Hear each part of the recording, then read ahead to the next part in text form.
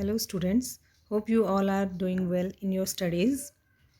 बच्चों, शिक्षा शास्त्र की पिछली कक्षा में हमने अध्ययन किया था रुचि का अर्थ, उसकी परिभाषा, उसके प्रकार और इसके साथ ही हमने जाना था कि अवधान क्या होता है और अवधान की विशेषताएं क्या होती हैं। तो चलिए आज की कक्षा में हम टॉपिक को आगे बढ़ाते हुए अवधान की दशाओं का अध्ययन करते हैं। अवधान की दशाएं वो दशाएं जो हमारा अवधान अर्थात हमारा ध्यान केंद्रित करने में सहायक सिद्ध होती हैं। बच्चों, ये जो अवधान केंद्रित करने की दशाएं होती हैं ये मेनली दो प्रकार की होती हैं। इनको हम दो भागों में विभाजित कर सकते हैं।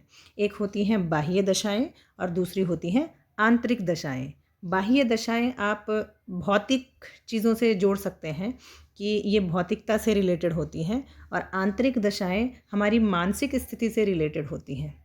तो आइए सबसे पहले अध्ययन करते हैं अवधान को केंद्रित करने वाली जो बाह्य दशाएं होती हैं, जो बाह्य कारक होते हैं जो हमारे ध्यान को केंद्रित करने में हमारी मदद करते हैं।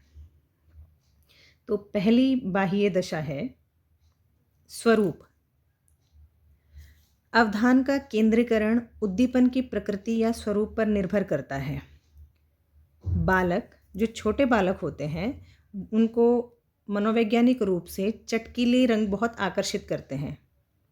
जिन पुस्तकों में रंग बिरंगे चित्र बने होते हैं बड़े बड़े, उन पुस्तकों को वो बच्चे बहुत ज़्यादा पसंद करते हैं। इसीलिए आपने देखा होगा कि जो छोटे बच्चों की किताबें होती हैं, कविताओं की, कहानी की, उनमें चित्रों के माध्यम से बहुत कुछ दर्शाया जाता है और बच्चे उनमें पूरी तरीके से रुचि भी लेते हैं।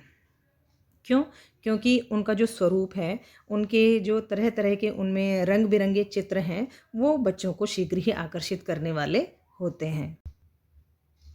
बच्चों, अगली बाह्य दशा जो हमारे अवधान को केंद्रित करने में सहायक सिद्ध होती है वह है आकार।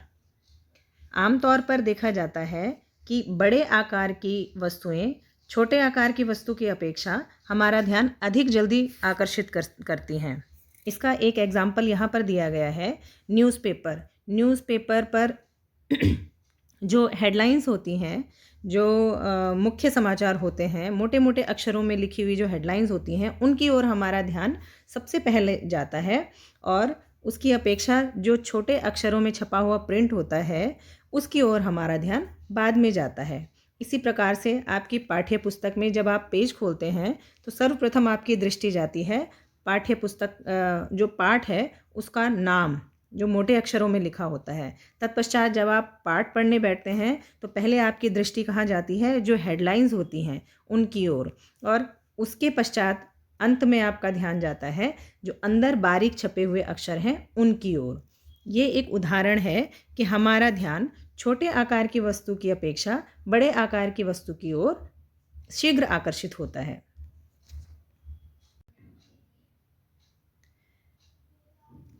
अगली बाह्य दशा जो हमारे अवधान को प्रभावित करती है अथवा केंद्रित करती है वह है गति। गति मतलब मूवमेंट। स्थिर वस्तु की अपेक्षा हमारा ध्यान आकर्षित किस ओर होता है? जिस वस्तु में मूवमेंट होता है, जो चलायमान होती है, जो गतिशील होती है। यहाँ पर एग्जाम्पल दिया गया है एक गतिहीन मनुष्य का, कि एक व्यक्ति शांतिपूर्वक एक जगह पर बैठा है और इसके विपरीत दूसरा व्यक्ति उसी के बगल से होकर तेजी से दौड़ता हुआ जाता है। तो हमारा ध्यान किस ओर जाएगा? उस बैठे हुए व्यक्ति की ओर या उस तेजी से भागते हुए व्यक्ति की ओर? हमारा ध्यान उस तेजी से भागते हुए व्यक्ति की ओर जाएगा, क्योंकि जो गतिशील वस्तुएं होती हैं, जो गतिशील दृश्य होते हैं, वो हमारा ध्यान अधिक जल्दी आकर्षित करते हैं। अगली बाह्य दशा है विषमता। विषमता के कारण भी हमारा ध्यान शीघ्र आकर्षित होता है। विषमता का एक उदाहरण यहाँ पर दिया गया है कि एक फैमिली है, उसके सभी सदस्य फेयर कलर के हैं, गोरे रंग के हैं, लेकिन कोई एक सदस्य उनमें से सांवले रंग का होता है।